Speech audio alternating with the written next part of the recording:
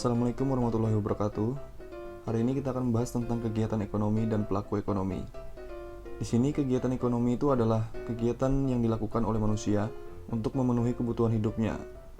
Di sini kegiatan ekonomi itu dibagi menjadi tiga, yaitu yang pertama ada produksi, yang kedua ada distribusi, dan yang ketiga adalah konsumsi. Baik, kita lanjut ke kegiatan ekonomi yang pertama, yaitu ada kegiatan produksi. Di sini kegiatan produksi adalah kegiatan menghasilkan barang atau jasa untuk memenuhi kebutuhan.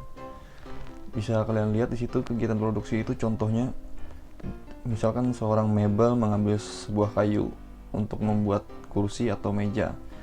Itu yang dinamakan kegiatan produksi. Jadi bisa kalian cari contoh lain lah. Di sini salah satunya aja.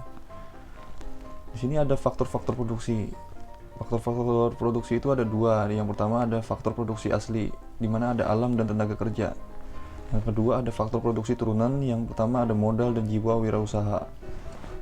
Kemudian kita lanjut ke kegiatan ekonomi yang kedua, yaitu ada kegiatan distribusi. Kegiatan distribusi adalah kegiatan menyalurkan barang hasil produksi dari produsen ke konsumen. Jadi di sini misalkan ada orang yang mengambil barang atau pakaian dari pabrik dan mengantarkannya ke pasar, itu adalah kegiatan distribusi. Kita lanjut ke kegiatan ekonomi yang ketiga. Di sini ada kegiatan konsumsi.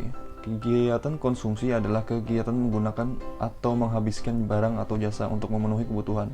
Jadi di sini kesimpulannya, kegiatan konsumsi itu di mana seseorang menghabiskan nilai suatu barang. Kita lanjut ke peran pelaku kegiatan ekonomi. Pelaku ekonomi itu adalah seseorang badan atau kelompok yang melakukan kegiatan ekonomi, baik produksi, distribusi, atau konsumsi suatu barang ataupun jasa. Dengan demikian, pelaku ekonomi berkembang menjadi 4 macam, yaitu yang pertama ada rumah tangga, yang kedua ada perusahaan, yang ketiga ada pemerintah, dan yang terakhir masyarakat luar negeri. Kita akan bahas rumah tangga, keluarga, atau konsumen dulu. Di sini peran rumah tangga, keluarga, atau konsumen, yang pertama ada sebagai konsumen, tentu saja sebagai konsumen. Yang kedua ada sebagai penyedia faktor produksi. Jadi rumah tangga keluarga ini menjadi faktor pertama yang menyediakan produksi, terjadinya sebuah produksi. Di sini ada peran pelaku perusahaan.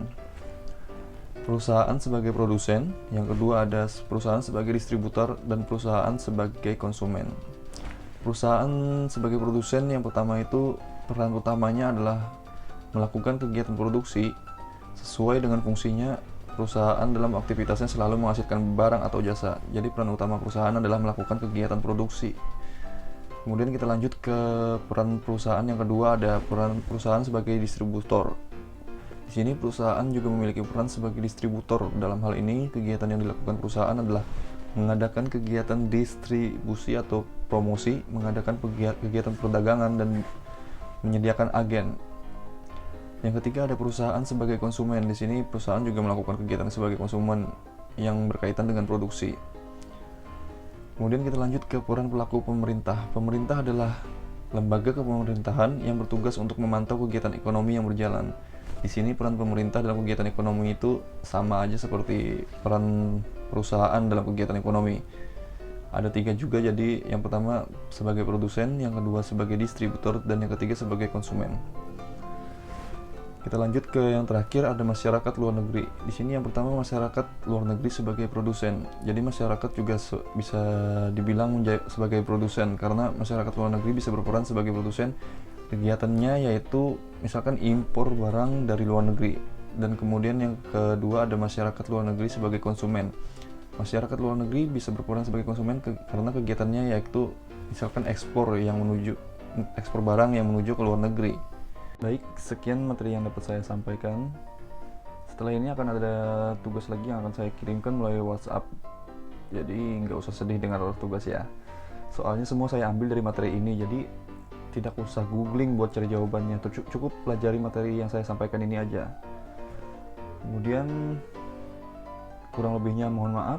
Stay at home. Assalamualaikum warahmatullahi wabarakatuh.